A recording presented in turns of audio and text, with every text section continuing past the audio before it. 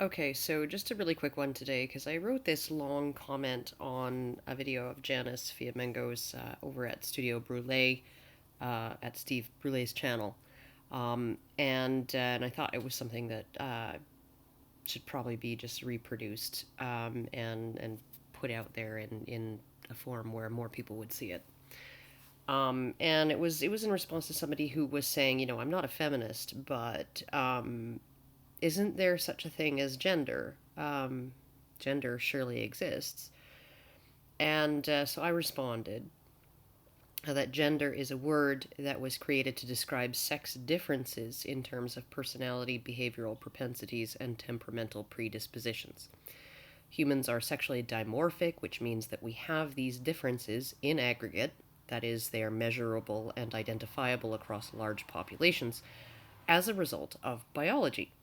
These differences exist because of the complementary but different mating strategies of sexually dimorphic males and females. Now, if you look at marmosets, who are extremely low in physical dimorphism, they are also low in behavioral dimorphism, and their male and female mating strategies are pretty much identical. Both males and females choose their mates based on identical criteria: health, social dominance within the group, and competence in nurturing behaviors. How good you are at mothering, essentially. In dimorphic species, the female's criteria are different. She chooses mates based not on how much they resemble females, but on how much and in what ways they differ from females in terms of size, strength, personality, and behavior. Female, and to a lesser extent male, sexual selection then reinforces the dimorphism between males and females. Human cultures typically then take those aggregate differences that already exist and they reinforce them through expectations and sometimes obligations. This actually turns culture itself into a natural and sexual selection pressure, which then reinforces and perpetuates the biological differences, as both men and women who behave within the constraints of their culture's views and expectations of gender have a greater survival and reproductive success rate. The differences can indeed be either suppressed or amplified through cultural forces, but almost certainly cannot be entirely eliminated or effaced. This is because when all cultural pressures regarding the enforcement of gendered behaviors and traits are removed, you are still left with the biological differences, which still exist and now have complete freedom in which to express. This has led to the gender equality paradox, and that name was taken from a documentary series out of Norway, wherein the more free, prosperous, and egalitarian a society is, the more gender typical men and women sometimes become on average in their personalities, choices, interests, and behaviors. So it's not that the word gender is a problem or that the idea of gender being something distinct from the word sex.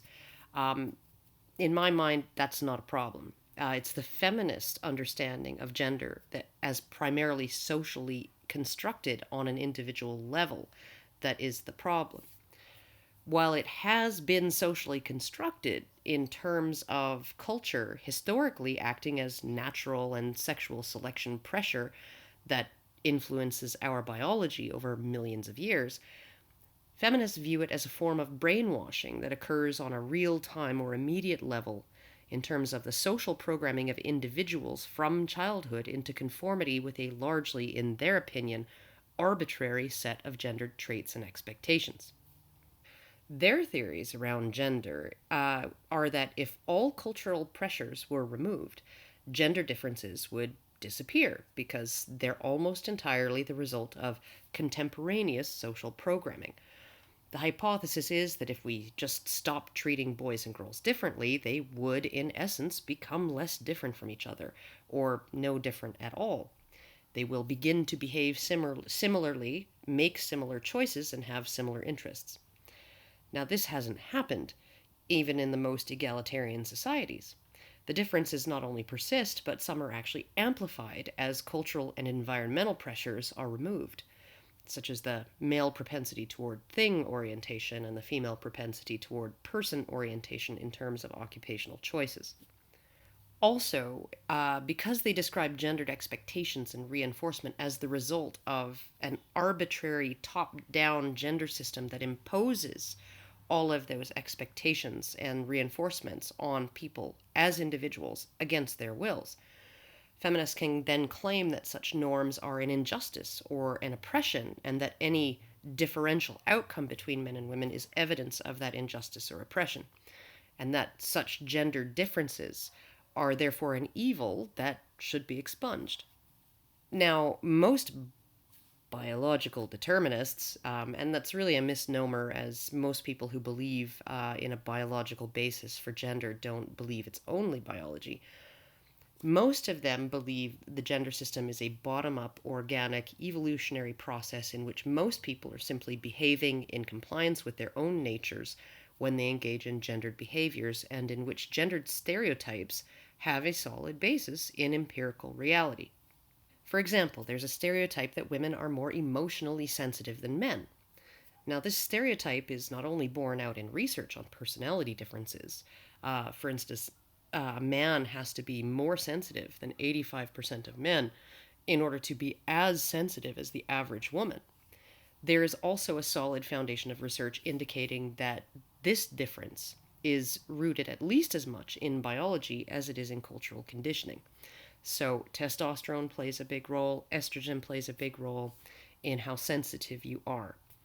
So, I would ask the cultural constructionists, those who believe that such things, this higher tendency towards sensitivity in women, is entirely socially constructed, and that it's constructed by gender roles, by gender role enforcement. Consider whether your grandmother would have held any truck with trigger warnings and microaggressions. It's entirely probable that your grandmother was much more socially conditioned by the patriarchy into a feminine gender identity where women were seen as stereotypically weak and more emotionally sensitive than men. But I have the sneaking suspicion that your grandmother, like mine, would have told these hypersensitive, whiny feminists to stop complaining and go do something useful. This is the paradox in action. But it's only a paradox if you have a feminist's understanding of gender rather than a scientific understanding of it. So that's all I have to say for today. Very, very short video, but I just wanted to get that up where people could see it. So I will see you all later.